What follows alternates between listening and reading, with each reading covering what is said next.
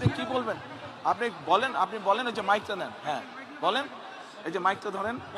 কি ভাইয়া আপনি আপনাকে অনেক আমি ছোটকালে দেখছি, আচ্ছা আপনাদের যখন পেয়ারা গাছ ছিল কেয়ারফুল। আমি অনেক পেয়ারা চুরি করে খাইছি, আমাকে ক্ষমা করে দিবেন ভাইয়া। আচ্ছা ওটা কোনো আমি বিষয় যখন না। ছোট ছিলাম, আমি এই জায়গার স্থানীয়, মিরপুরে আমার বাড়ি। আচ্ছা। আমি ভোটার। আচ্ছা আমার এই জায়গার স্থানীয় ভাই। আচ্ছা। আমার ভাইয়াকেও চিনেন, পারভেজ পাটারি আমার ভাই, আপনার বন্ধু ছিল। এত বছর পরে হয়তো যোগাযোগ নাই ভাই। আমি দুঃখের সহিত আপনাকে বলতে চাই, আমরা অনেক অপেক্ষা করছি আপনাদের জন্য, কিন্তু আমি কখনো ফেজ হইনি, ভালোবাসছি।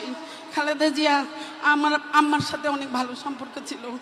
তখন আমার আম্মার বাড়ি 178 নম্বর উত্তর ইব্রাহিমপুর। সরেচার সাচ্চু আমাদের বাসার 20 ফিট জায়গা দখল করে নিয়ে গেছে, অনেক জায়গা দখল করে নিয়ে গেছে সাচ্চু।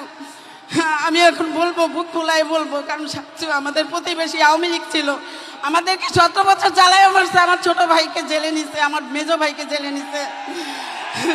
সবাইকে জিজ্ঞেস করে, নাম বলছি, এই সাচ্চু অনেক কিছু করছে।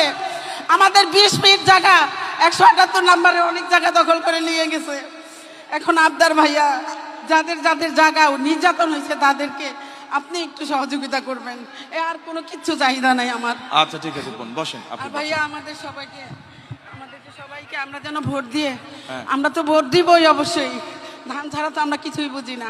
আমরা ভোট দিব, আমাদের এই 15-16 আসনে, 17 আসনের সবাইকে আমাদেরকে একটু সুবিধা করে দিবেন, কারণ আমরা জনগণ অনেক ভুক্তভোগী। তাহলে আপনি যখন এখানে থাকেন, এখানকার তাহলে মূল সমস্যা কি? অন্যরা যা বলছে সেটাই মূল সমস্যা, পুনর্বাসন? হ্যাঁ আচ্ছা ঠিক আছে। ঠিক আছে। আচ্ছা বোন, ওকে।